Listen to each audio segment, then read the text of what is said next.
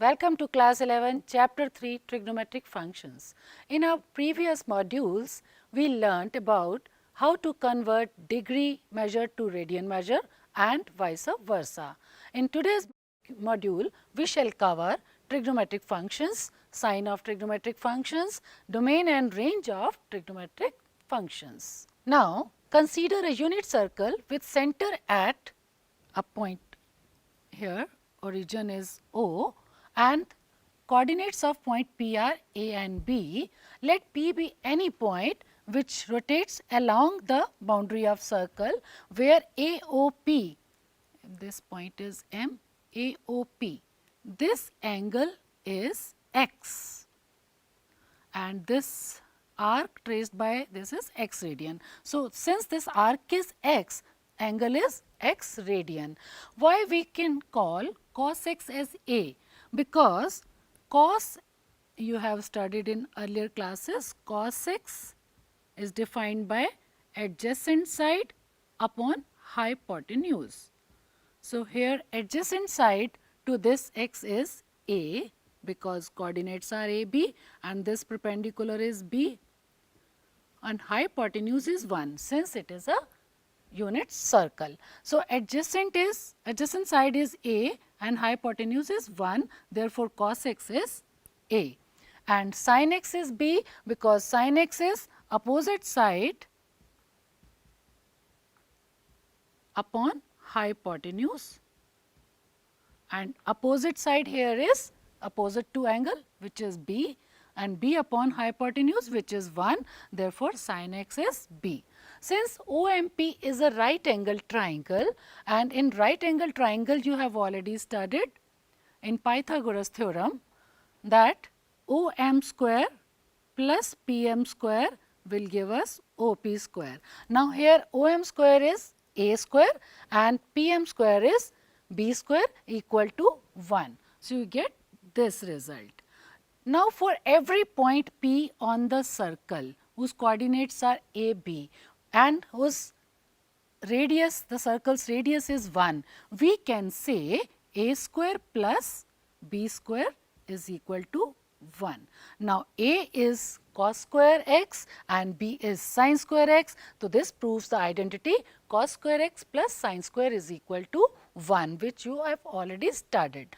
Since one complete revolution subtends an angle of 2 pi, if we consider this point as O, 2 pi till this place, it started from this, right?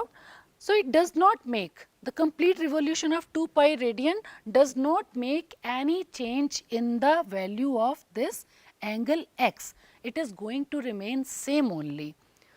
Thus, for every point on the unit circle, we can say A square plus B square is equal to 1, where A gives us cos square x and B gives us sin square x, which is equal to 1 and this identity you already know. Since one complete revolution subtend an angle of 2 pi radian. So, suppose we are here and if we take one complete round, we reach here and this complete round after reaching this place makes it 2 pi radians. And if we move from AOB, this makes an angle of pi by 2. From AO to AOC, it makes an angle of pi and from AOC to D if we go, this makes an angle of 3 pi by 2 and if we again reach to this same point from where we started, this makes it 2 pi. So, we can say these angles which are integral multiple of pi by 2, these are quadrantal angles. Now, this is again, this is x, since this is 0 and this is pi by 2. So, after in one quadrant where this angle is pi by 2, we can say cos 0 here at this point is 1. The coordinates of this point A, 1 and 0 are representing the value of cos x and sin x as we have described earlier. The first value gives the value of cos x and the second coordinate, which is y coordinate, gives the value of sin x at every point. So, here at angle 0, the value of cos 0 is 1, the value of sin 0 is 0, and at pi by 2, this coordinate will represent the cos pi by 2 0, sin pi by 2 is 1, and again here at when angle traced by this terminal ray is pi. So, at pi, cos pi is minus 1 and sin pi is 0. When we move at this place after tracing an angle of 3 pi by 2, here cos 3 pi by 2 is 0 and sin 3 pi by 2 is minus 1. We move here further here after tracing the angle of 2 pi. So, cos 2 pi is again this value 1 and sin 2 pi is 0. Now, if we take one complete revolution from the point P, we come back to the same position. Thus, we observe that if x increases or decreases by an integral multiple of 2 pi, the value of sine and cosine function does not change. See, sin 2 n pi plus x, where n pi is integral multiple. Why we called it integral multiple? Because here n is an integer. So, integral multiple of 2 pi plus x will be sin x only. Same way, if we add integral multiple of 2 pi to x, the cos 2 n pi plus x will remain cos x only for any integer n. Now, further sin x is 0. When sin x is 0, the value of second coordinate represents sine, and here also it is sine. So, where else we can find the value of sine is 0? Nowhere else. We have seen at 0 sine is 0, at pi sine is 0. Similarly, if it takes and comes back to the same position, at 2 pi also sine is 0, and when it comes to this position, this makes it 3 pi, at 3 pi also sine is 0. So, we can say sin x is 0 if x is 0, plus minus pi, plus minus 2 pi or plus minus 3 pi and so on. In mathematical language, we can say x is an integral multiple of pi. So, when does cos x is 0? See, first coordinate of this point P represent the value of cos.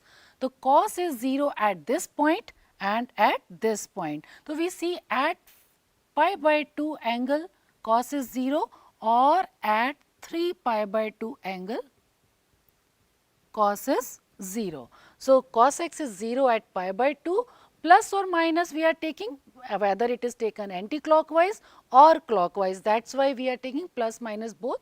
So, at pi by 2, 3 pi by 2 or any multiple of pi by 2, cos will be 0. So, we can say cos x vanishes at when x is odd multiple of pi by 2. So, here we can say sin x is 0 implies when x is integral multiple of pi, or cos vanishes or cos x is 0 implies when x is odd multiple of, here pi by 2 is missing. So, we can write it here. So, cos x is when x is odd multiple of pi by 2. So, all these angles which are integral multiple of pi by 2 are called quadrantal angles. So, here it is 0 degree, here it is pi by 2, here it is pi or 3 pi by 2. So, we will be finding value of sine and cosine function at these quadrantal angles. At 0 degree, the value of first coordinate, that is x coordinate, gives the cos 0. So, cos 0 is 1 and the second coordinate always gives the value of sine function. So, sine 0 is here 0. And similarly, when we reach to this point at pi by 2, these are the coordinates of point B, and the first coordinate, that is x coordinates, gives us the value of cos. So, cos pi by 2 is 0 and sin pi by 2 is 1. When we reach here, after tracing an angle of pi, this coordinates of C point first coordinates gives the value of cos. So, cos pi is minus 1 and sin pi is 0. After tracing an angle of 3 pi by 2, when we reach here at point D, the coordinates of D are 0 and minus 1, where 0 gives the value of cos. So, cos 3 pi by 2 is 0 and sin 3 pi by 2 is minus 1. Now, after completing the whole revolution, we reach back to same point from where we started. So, 0 degree and 2 pi angle coincides. So, cos 2 pi is 1 here and sin 2 pi is 0 here. So, this makes our quadrantal angles complete. Now, we define other trigonometric functions in terms of sine and cosine functions. As you know, cos x is equal to 1 upon sin x. Now, cos x is in the form of rational number where denominator is sin x and denominator should not be equal to 0. Though sin x should not be equal to 0, for that we need to have x not equal to integral multiple of pi. Similarly, secant x is equal to 1 upon cos x. As you know, here denominator is cos x, again denominator should not be equal to 0. When cos x is not equal to be 0, we need to have x not equal to odd multiple of pi by 2. Similarly, we can find out here tangent x is sin x upon cos x, where cos x is in the denominator. Same thing applies, cos should not be equal to 0. Therefore, x should not be odd multiple of pi by 2. In case of cot x, denominator is sin x should not be equal to 0. Therefore, x should not be n pi, integral multiple of pi. Now, we have shown for all real x, sin square x plus cos square x is equal to 1 in our previous slide. From this, we can easily find out these formulas. How? By dividing this, if we divide this relation by sin square x both side, then sin square x upon sin square x will give us 1 and cos square x upon sin square x will give us cot square x and 1 upon sin square x will give us cos x square x. This way we will find this relation. But if you will divide this relation or sin square x plus cos square x equal to 1 by, instead of sin square x, if we divide it by cos square x, we will get this relation. See how?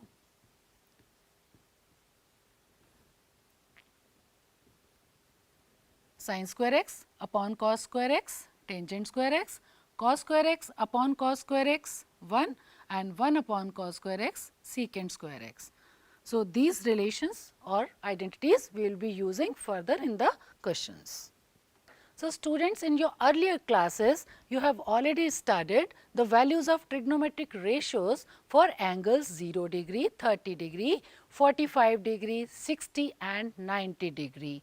The values of these trigonometric functions for these angles are same as that of trigonometric ratios. It does not make any difference for functions or ratios. Now, you already know these values for sine, cos and tangent, and in this previous module we studied the value of sine pi, which is 0, and sine 2 pi, again it is 0 because we have just discussed that sine vanishes at integral multiple of pi. And what about sine 3 pi by 2? It is minus 1. And cos x, cos pi is minus 1, cos 2 pi is 1, and what about cos 3 pi by 2? It vanishes at odd multiple of pi by 2, therefore, it is 0. And for tangent x, we can easily find the ratio of these two. So, sin pi upon cos pi, this will give us 0, and sin 3 pi by 2 upon cos 3 pi by 2, this is not defined. In short, I am writing ND, and for tangent 2 pi, 0 upon 1 will give us 0 only. Similarly, you can find the values of cosec, secant and cot x because they are reciprocals of this sine, cos and tangent. Let us do one. For we will find the values of cosec x as reciprocal of sine x. So, reciprocal of 0 is 1 upon 0, which is not defined. Reciprocal of 1 by 2, which is 2, and reciprocal of 1 upon root 2, which is root 2, and for cos pi by 3 we will write the reciprocal of this, which is 2 upon root 3, and for cosec pi by 2 we will find the value of reciprocal of 1, and for cosec pi reciprocal of 0 again not defined, and for cosec 3 pi by 2 reciprocal of minus 1 will remain minus 1 only, and for cosec 2 pi reciprocal of 0 again not defined. Now, these two for sec x and cot x, this is an exercise for you. You can similarly find out by finding the reciprocal of cos x and tan x. You can fill this table. Now, since AB is any point on the circle with origin O such that AOP angle is x, this angle is x, and if AOQ, if we take it clockwise, this is minus x, right. The coordinates of the point Q will be A and minus B, because here A x axis is positive x axis, therefore, this will remain A only, but since the y axis is here downward, this makes it minus b. This was b vertically and downward it is minus b. Therefore, coordinates of q are a comma minus b. Now, see, if we want to find out the value of cos in the first quadrant, means we want to find out cos x. For cos x and cos minus x, what is the difference? In first coordinate represent the value of cos, in first quadrant this is cos x. So, cos x is also a, and in fourth quadrant which is cos minus x, which is again a. So, both of these are a. We can say cos minus x is equal to cos x. So, similarly, for sine minus x, if you move in the fourth quadrant means backward clockwise, then it makes it sine minus x is equal to minus sine x. Why? Because in the first quadrant the value of sine was b, in the fourth quadrant the value of sine was minus b. Here when we took sine x it was b, and when we took sine minus x, that is in the fourth quadrant, this was minus b.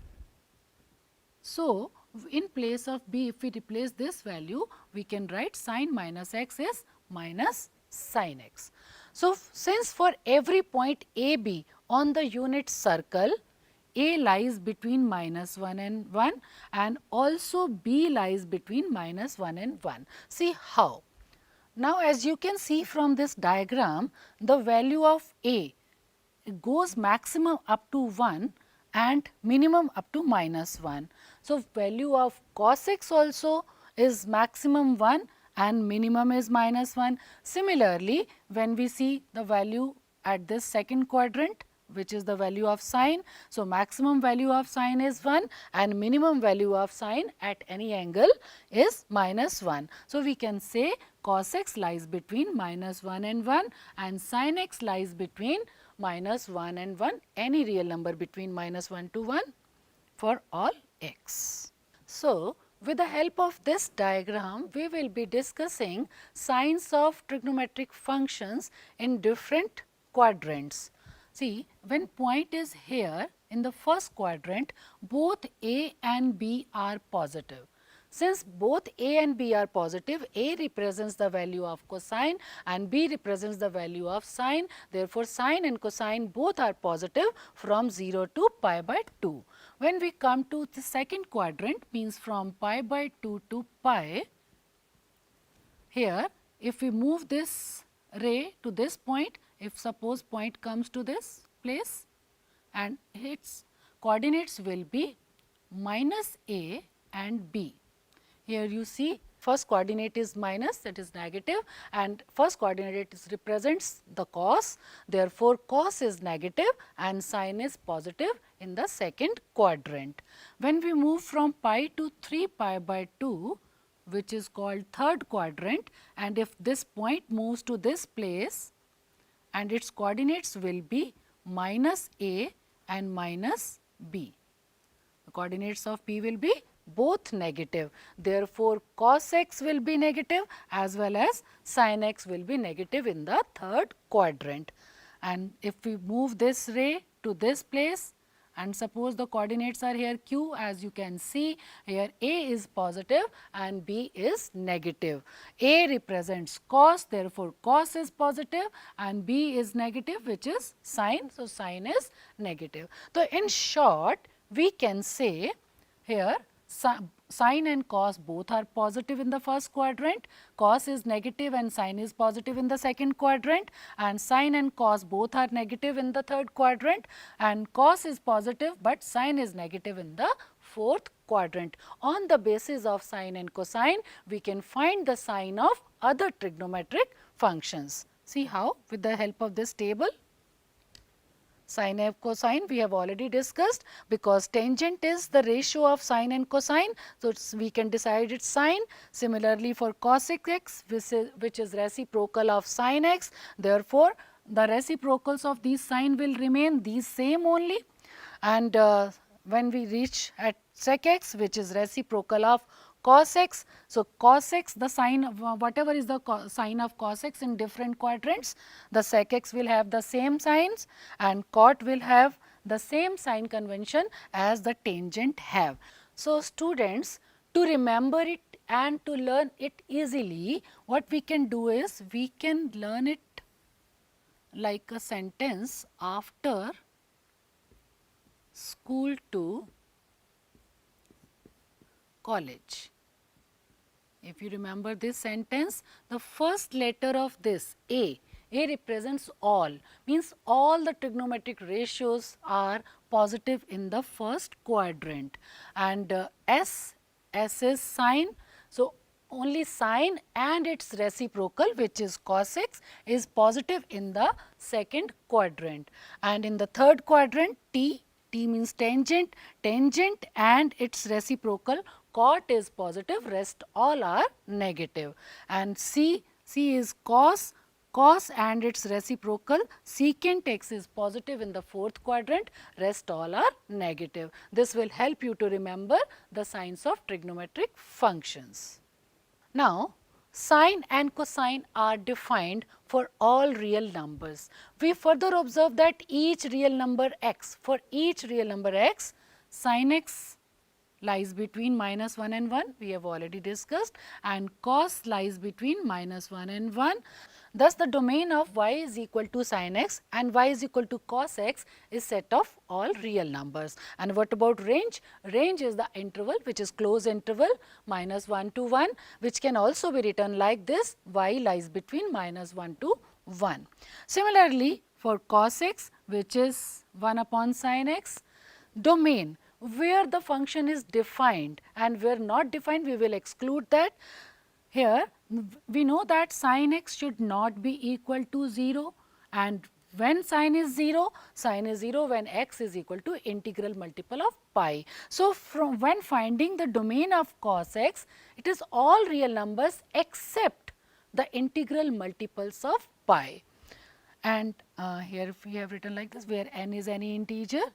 So, range of cos x is a set where y belongs to any real number, but y should be greater than equal to 1 and it should be less than or equal to minus 1. Now, the domain of y is equal to secant x, because secant x is 1 upon cos x. Here cos x, 1 upon cos x should be defined. For it to be defined, it should not be equal to 0, as we have discussed earlier. Therefore, the domain is x belongs to all real numbers except odd multiples of pi by 2 for any integer, any n belonging to integer, and the range is again same as cos x. Here x is y is less than equal to minus 1 and greater than equal to 1. Now we come to domain of tangent x. Tangent x is a ratio of sin x and cos x, where cos x comes in the denominator. Again, cos x should not be equal to 0. Therefore, it is defined for all real numbers except odd multiples of pi by 2, where n is any integer, and range is set of all real numbers. Now, domain of cot x. Cot x is again cos x upon sin x in the denominator. So, sin x should not be equal to 0. Therefore, x should not be integral multiple of pi. So, while defining the domain of cot x, we can write it like a set, all those x except x not equal to n pi. The range is the set of all real numbers. Here the range of, you can notice, range of tangent and cot is all real numbers. So, students, we can easily observe from the previous discussion the behavior of trigonometric functions, and with the help of this diagram, if you remember, where the points A, B, C, if we write their coordinates, coordinates of A are A comma 0, here it is 0, 1, here it is minus 1 and 0, and here it is 0 and minus 1. Now, as you already know that first coordinate represent cos and second coordinate represent sine. Now, see, sine increases from 0 to 1 in the first quadrant. How? Because sine was 0 here and here it is 1. So, it is increasing from 0 to 1, and sine from 1 to 0. In the second quadrant, it is decreasing from 1 to 0. When it comes to third quadrant, from 0 to minus 1, it is further decreasing, and in the fourth quadrant, from minus 1 to 0, it is again increasing. Now, see, for cos function, if we take cos value represented by first coordinate from 1 to 0. In the first quadrant, cos is becoming from 1 to 0, and from 0 to minus 1, it is further decreasing, and from minus 1 to 0 in the third quadrant, it is increasing, and from 0 to 1, it is again increasing. So, in the first and second quadrant, it is continuously decreasing. In the third and fourth quadrant, the value of cos is increasing. Now, tangent x. The value of tangent x depends upon ratio of sine and cos. Now, tangent moves along with value of sine. It increases from 0 to infinity, and here in the second quadrant, it increases from minus infinity to 0, and in third quadrant, it increases from 0 to infinity. In the fourth quadrant, it increases from minus infinity to 0, and similarly, you can find this behavior for cot, secant and cosec from this table. So, this was end of module 3. In our next module, we shall cover graphs of trigonometric functions and examples. Thank you.